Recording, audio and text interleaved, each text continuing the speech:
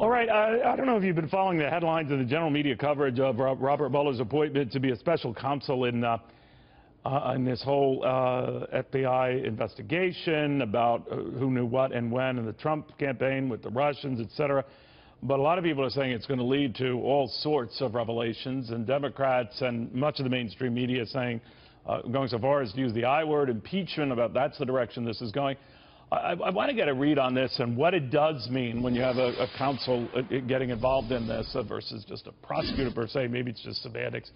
To New York Assistant Director, former Director Bill Gavin of the FBI. Bill, what does this mean? What power does he have? He has wide discretion to get what he wants from whom he wants, even if it's all the way up to the president, right?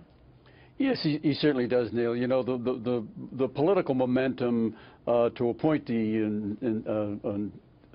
Bob Mueller overtook normal facts and conclusions that you should reach with the normal investigation by the professional people in the FBI.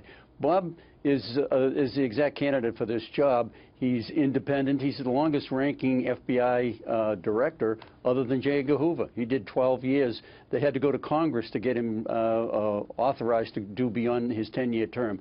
So he has a whole bunch of experience in doing this kind of work in terms of credibility.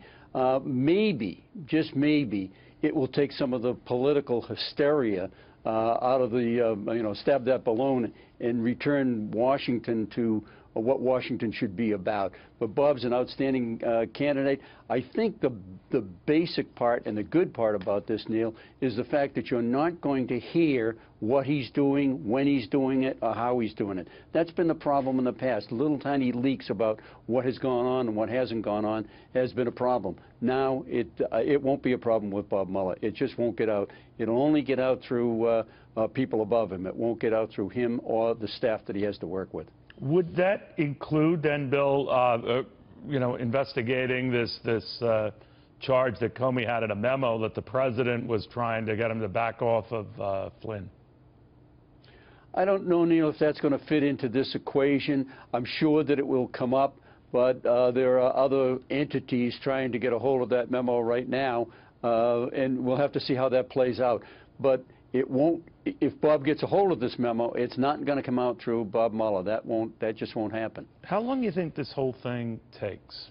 That's a real head scratcher, Neil. I just don't know. You know, it'll take as long as it has to take for Bob to be convinced that he has arrived at the right conclusion, and hopefully, just hopefully, both sides of the aisle will agree with whatever conclusion comes out of this, and there won't be name-calling. And but I think there will, Bill, and yeah, I mean, you're indulging my petulant questions here. That's why I was asking how long it would take. But I know how it went, certainly, with Comey. I mean, when it's, information that's harmful to Hillary Clinton, Republicans love you, and then when it reverses that, they hate you, and the Democrats start, liking it. So someone's going to be ticked off here. So he's going to need, irrefutable documentation, right?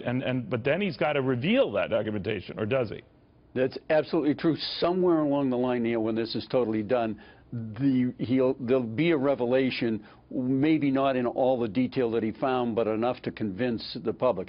But going back to, somebody's going to get their feelings hurt and will take a different point of view. Yeah. But when you've had the number of people, particularly the minority leader in the Senate, saying this is the right guy, it's real hard to turn your back if he comes out with another decision other than going to please Chuck Schumer. Yeah, because we do have this thing called tape. You're right about that. You know, Bill, finally, the fact that the Deputy Attorney General, Rod Rosenstein, didn't give the administration a heads up. I could see Jeff Sessions, the Attorney General, was supposedly recused himself from all of this, but the President or anyone else at the White House. Do you read anything into that? No, I think that the President is the kind of the object of the inquiry to begin with, and so it's no reason to go to them. And then, of course, as you say, the Attorney General has recused himself.